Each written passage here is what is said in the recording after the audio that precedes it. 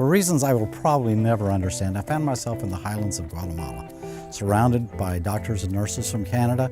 We were setting up short-term clinics, moving from town to town, and that's how this got started 10 years ago. My name is Hellman. I started my career as a programmer and ended up as an executive with some large international technology companies. Within weeks of that first trip to Guatemala, I found myself on a plane heading straight back. I wanted to see if the permanent clinics in the rural settings had the same set of problems I saw with the short-term clinics. Indeed, they did. I've since learned that these problems are common, that in these locales, patients have very common names. They typically don't have addresses, they typically don't know their date of birth, and there's nothing akin to a social security number. So identifying patients by their name is next to impossible. So the question is, how do you keep accurate medical records and have them readily accessible for medical staff? How do you create a system so that a visiting team from California can create medical records, and yet those records and the patient's histories that have been captured are available to a visiting team from Texas when they're not even communicating with each other? So in Guatemala, I've actually run into sisters, mind you. They both were named Maria Teresa. I don't remember if their last name was Gonzalez or Hernandez, but they had the same names. So in a world like this, how do you look at a patient's record and know which Maria Teresa Gonzalez the paper record belongs to? And the answer is you can't. We solve this because when a patient registers at the clinic, we capture their fingerprint.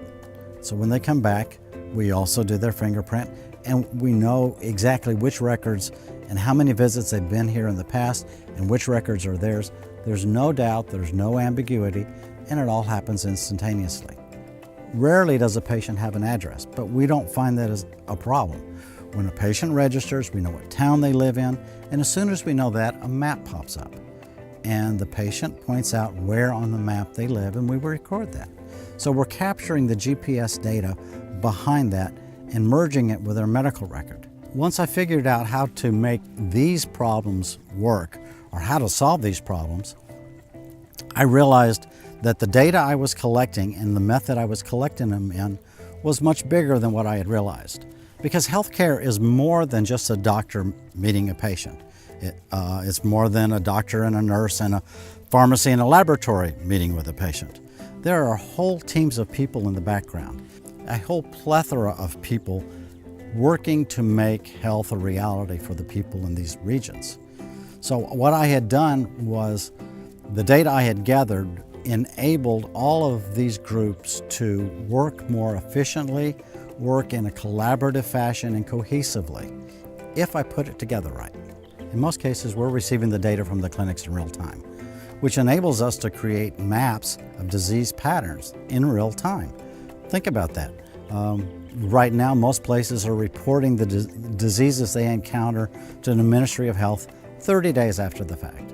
We are in the area of 30 seconds after the fact. When you're looking at a collection of medical data, you can see things that aren't obvious when you're looking at a patient one at a time. For example, it was a cold, snowy night in January. I was in my home in Virginia, and I was looking at the data from a clinic in Haiti. And I remember thinking about the contrast probably we had in the weather. But I noticed when I was looking at all of the patient vital signs, there were just simply too many patients whose body temperatures were too low. It did not make sense, unless the equipment was bad. I spotted that. In Haiti, they hadn't noticed. I did contact the medical director at the clinic the next day and confirm my suspicions. They had purchased battery-operated thermometers all at the same time, and what we discovered was 2 out of the 3, the batteries were dying. But I saw that in my home in Virginia through the software, whereas the clinic did not see that. And oftentimes you will see groupings of certain classes of diseases. For example, you may see a cluster of diseases that are digestive related. When you see that, that typically suggests that in that area the drinking water is bad. You can see that from the collection of data when you cannot possibly see that by looking at patients one at a time. The software enables you to do that. So where do we stand now? We have a easy-to-use electronic medical record system, highly reliable, that runs at the clinic. And so internet connections is not an issue. But when the internet's available, data is replicated to a centralized server. We identify patients accurately, correctly by using their fingerprint. And the system works in 50 different languages. So data can actually be entered in English and then read later by a Spanish speaker, in Spanish obviously, or data can be entered by the receptionist in Haitian Creole, entered by the nurse in French and the doctor in English, and the pharmacist in German, and they all see each other's work in their own language. It's an extremely powerful system, but highly, highly easy to use. We continue to build out this system. We want to make it more efficient and easier for all the other participants in the health care delivery world to do their role and fulfill it well, so that every part of it is connected to the other part and every part of it is as easy as possible for each other. We want to make people healthy. We want to make the world a better place.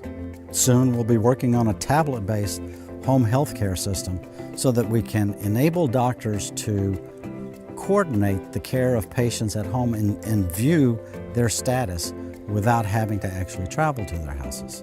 We also intend to develop modules for a special emergency room module. We're going to do modules for prenatal, neonatal, neurology, ophthalmology, and dental.